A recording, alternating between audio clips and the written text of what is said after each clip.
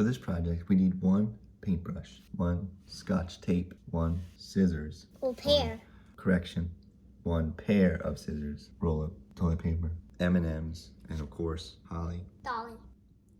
First we have to draw Holly Dolly. Okay, so we got her head. That says best I can draw for pigtails. Make it look like her. This is going to be hard to draw, but we'll still draw it. It's the scotch tape. But we're just doing this, like, real fun. Toilet paper, scissors, scotch tape, and M&Ms.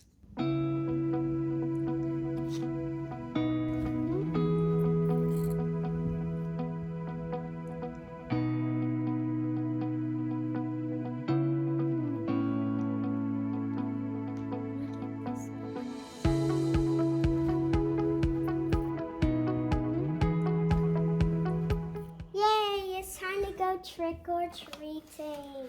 Let's go to the first house. Trick or treat. There you go. Thank you. Trick or treat. Thank you. Lovely pops. Trick or treat. Ooh, nice. Trick or treat. There you go. Ooh, ring pops. Yum, yum, yum. Trick or treat. There you go. Trick or treat.